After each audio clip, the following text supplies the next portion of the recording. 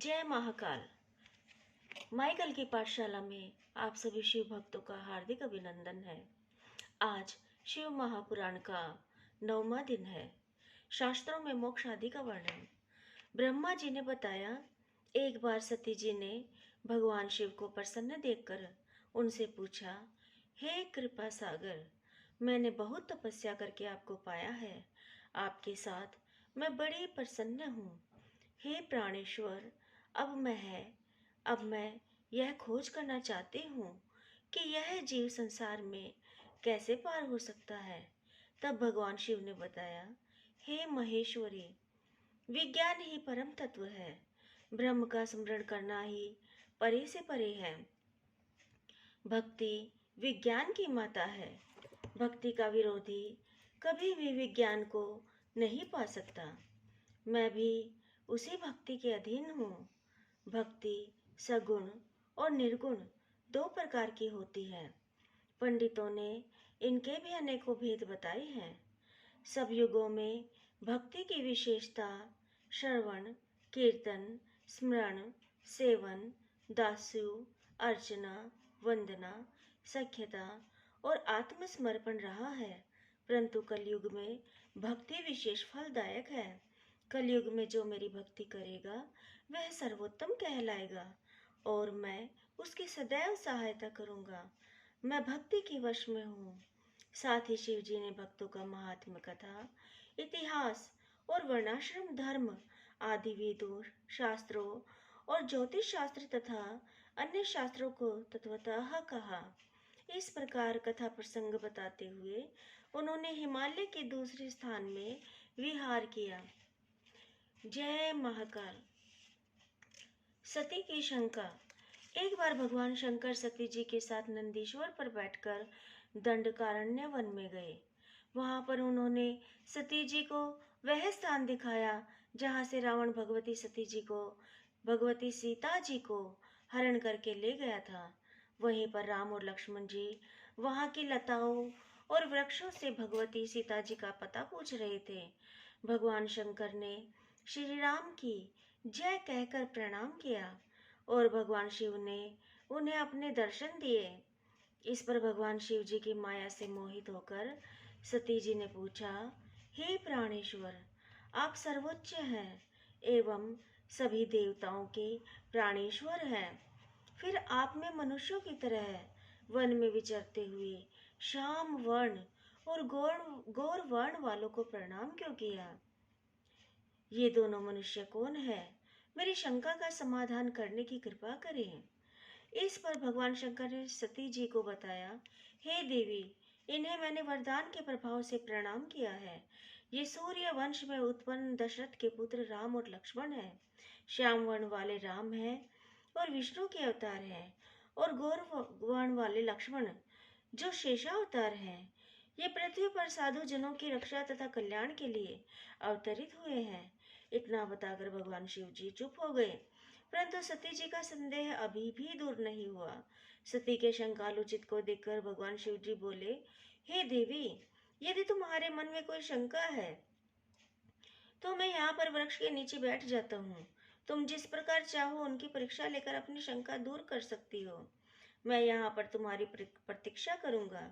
सती जी ने मन में विचार किया कि इनकी परीक्षा किस प्रकार ली जाए। उन्होंने सोचा, मैं सीता जी का रूप धारण कर राम जी के पास जाऊं। यदि राम वास्तविक रूप में विष्णु के अवतार होंगे तो मुझे पहचान लेंगे, अन्यथा नहीं। जब सीता जी का रूप धरकर राम के पास गई तो सती को सीता के रूप में देखकर श्री राम ने शिव जी का नाम लेकर मुस्कुराकर उन्हें प्रणाम किया और बोले, हे सती माता, इस समय शिव जी कहाँ है? तुम अकेली इस वन में क्यों घूम रही हो? हे माता, आपने अपना रूप त्याग कर यह सीता का रूप क्यों धारण किया है? यह सुनकर सती जी को बड़ा आश्चर्य हुआ और लज्जित हो गई। तब उन्होंने शिव जी के कई वचनों का स्मरण किया और विष्णु जानकर श्री राम से बोली, हे राम, मैंने आज तुम्हारी प्रभुता देख ली, परंतु आप मुझे यह बताएं कि शिव जी ने आपको प्रणाम क्यों किया? मेरे इस संदेह को दूर कीजिए। शिव जी का सती से वियोग। श्री राम ने बताया, हे देवी, एक बार भगवान शंकर ने अपने लोक में विश्वकर्मा को बुलाकर आज्ञा दी कि वे एक मनोहर विस्तृत भगवान का निर्माण करें। इस भवन में एक गौशाला भी बनवाई। फिर उस भवन में ब्रह्मा, इंद्र आदि देवताओं, देवियों, ऋषियों, मुनियों, अप्सराओं आदि को बुलाकर उनसे वस्तुओं का संग्रह कराया। नागों की 16 कन्याओं ने मंगलाचार गीत गाए। संगीतज्ञों ने वीणा, मृदंग आदि बजाए।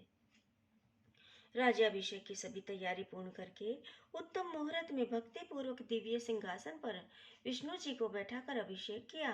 शिव जी ने स्वयं विष्णु जी के सिर पर मुकुट बांधा और उन्हें अखंड ऐश्वर्य प्रदान किया। उन्हें सभी लोगों का कर्ता भर्ता और संहर्ता बनाया। अपनी शक्तियां विष्णु जी को प्रदान की। तीनों लोकों में स्वतंत्र और अनेकों लीलाएं करने वाला कहा। सारी माया प्रदान की। अनेकों अवतार लेकर संसार का पालक बनाया। अपने लोक में गोलोक नामक एक स्थान प्रदान किया। ब्रह्मा जी और शिव जी ने उन्हें अखंड ऐश्वर्यशाली बताकर उन्हें प्रणाम किया। उस समय भगवान विष्णु गोप वंश धारण करके गोप गोपी और गौओं के स्वामी बने। इस प्रकार अखंड ऐश्वर्य प्रदान करके शिव जी कैलाश को चले गए। उस समय मैंने शिव जी की आज्ञा से ही यह मनुष्य का अवतार 4 रूपों में लिया। पहले में राम, 3 में भरत, लक्ष्मण और शत्रुघ्न है। हे देवी, अब मैं पिता की आज्ञा से सीता और लक्ष्मण सहित वन में आया हूँ। यहाँ पर किसी राक्षस ने मेरी पत्नी सीता का हरण कर लिया है। हे माता, आपका दर्शन पाकर मेरा कल्याण हुआ है। इस प्रकार श्री राम सती को प्रणाम करके वन में विचरण करने लगे। सती जी ने श्री राम को शिव भक्त जानकर उनकी प्रशंसा करने लगे। इसके बाद अपने किए पर पश्चाताप करते हुए शिव जी के पास लौट आई। शिव जी के पूछने पर सती जी ने अपना सिर झुका लिया और कहा कि मैंने कोई परीक्षा नहीं ली, परंतु त्रिकालदर्शी शिव जी ने सब कुछ जान लिया और दुख पूर्वक सती जी को अपने हृदय से त्याग दिया, परंतु अपने मुख से उसने उनसे कुछ नहीं कहा। आकाश से आकाशवाणी ने उनकी प्रशंसा की और कहा, तीनों लोगों में ऐसा प्रण पालक कोई नहीं है। इसे सुनकर सती ने उनका प्रण पूछा, परंतु शिव जी ने सती जी को कुछ नहीं बताया। परंतु जगत माता सती सब कुछ समझकर बहुत दुखी हुई। इसके बाद भगवान शिव जी कैलाश पर जाकर समाधिस्थ हो गए। काफी समय बाद शिव जी समाधि से जागे। उनके समाधि से जागने पर सती जी ने उन्हें प्रणाम किया। शिव जी ने आसन देकर आदरपूर्वक बैठाया। शिव जी ने बहुत सी कथाएं सुनकर सती को विमुक्त किया। सती का मन पूर्व की भांति सुखी हो गया। इससे शिव जी की पूर्व प्रतिज्ञा भंग नहीं हुई। जय महाकाल। ओम नमः शिवाय।